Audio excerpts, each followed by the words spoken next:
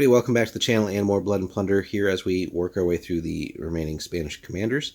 Today we're taking a look at a fairly heavy hitter here, Mateo Alonso De Huidobro, 30-pointer. So let's see if we're getting enough bang for the buck here for that massive 30-point investment.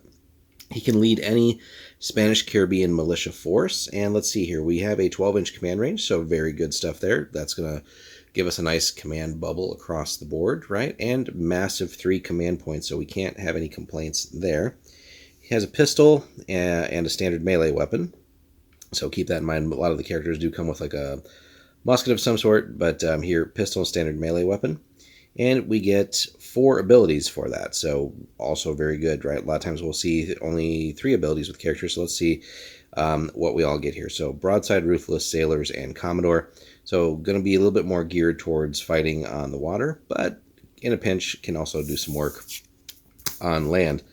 But Broadside, we've seen that many a times and always a good one to have. So all artillery fired during his activation are fired simultaneously. Hence it all counts as the same range attack. So all dice rolled are rolled simultaneously, which is going to increase our chances of scoring hits, right? Critical hits.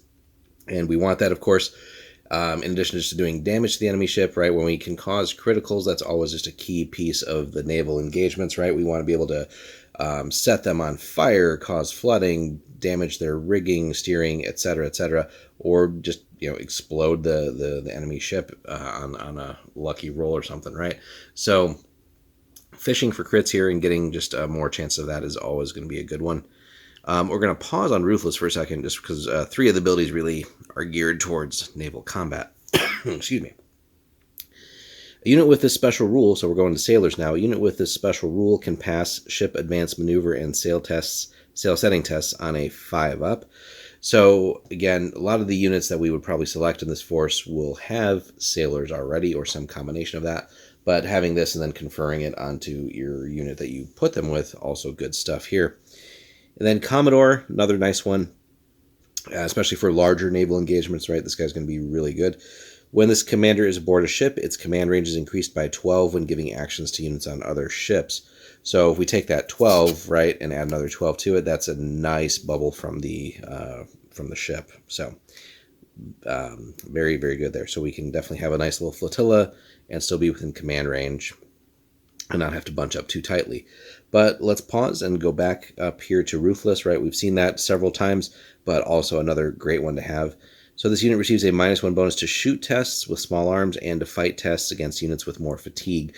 So once we're getting into naval engagements and we're doing some battling, right? Maybe we're launching an actual boarding action against an enemy or having to repel them, being able to fight again against units, or just in any situation, right? Even if this was on land, if we can activate and either shoot or fight against units that have more fatigue than us, we're getting that -1 bonus to that, and hopefully then getting more hits to also cause more fatigue, but also with this hopefully just causing, again, more hits overall, and hopefully that leads to more casualties, where we then start wiping enemy units out or making them so ineffective that we start getting units shaken or routing and stuff like that. So Ruthless is a great one to have. But as we can see, overall, he is definitely geared towards the naval combat side, guys.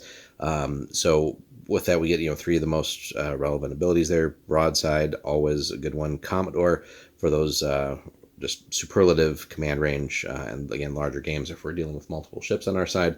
Sailor's always a great one to then just confer to a unit, and Ruthless is never a bad one to have. So for 30 points, we're getting quite a bit here. And again, with already a good command range of 12 and the wonderful 3 command points, and then getting the bonus with Commodore to the command range. Wonderful stuff. Let us know in the comments, guys. Have you run Mateo Alonso De Huidobro, and how that's gone for you? Do you feel like he's costed just right? Should he be a little bit cheaper at maybe like 25 or something like that? However your game's gone, though, and what have you gone up against?